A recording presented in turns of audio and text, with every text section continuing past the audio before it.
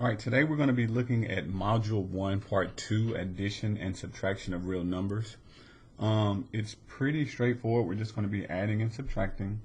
However, you do need to pay attention to the signs.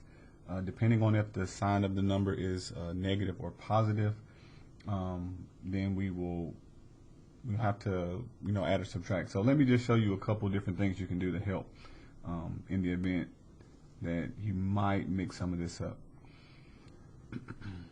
Okay, so what I'm doing is I'm going to draw a tic-tac-toe table.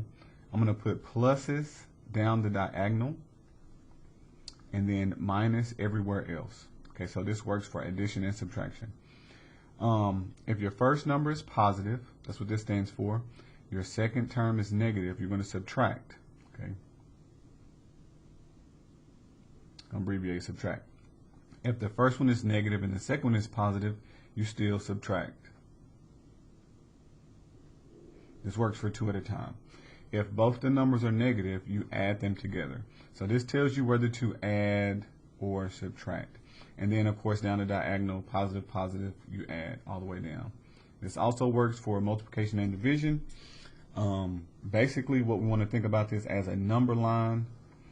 Okay, and negative numbers, you'll start, on the negative side. So say, for example, this first problem.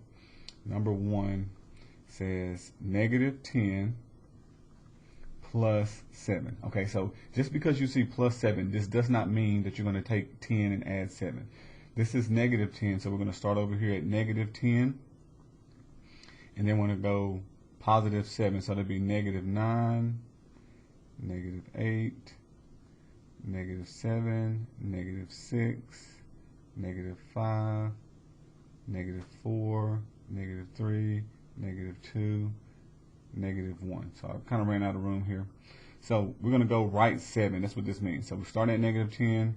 1, 2, 3, 4, 5, 6, 7. So we're going to end up at negative 3. Or basically, if you see that these are different signs, kind of like what we were showing up here, one's negative, one's positive, you're going to subtract. So if we just do 10 minus 7, that gives us 3. And the bigger number had the negative sign, so that's how we know negative 3. So that's kind of the way I look at that. So this first answer is going to be negative 3. And that's the way I would suggest you do all of them. Okay, so here we have this double negative situation. So if you ever see this, we have a negative 9 minus a negative 9. Okay, so if you see two negative signs with no number in between them, so here's a negative, there's a number between them, and then a negative. Not that case. Two negatives, no negative between them. What this is, a negative times a negative, you just take those two lines and you cross them. So what this means is negative 9, that one. These two lines cross and become plus. They change signs, and then it becomes 9. So you have a negative 9 plus 9. So basically 9 minus 9, and that gives us 0.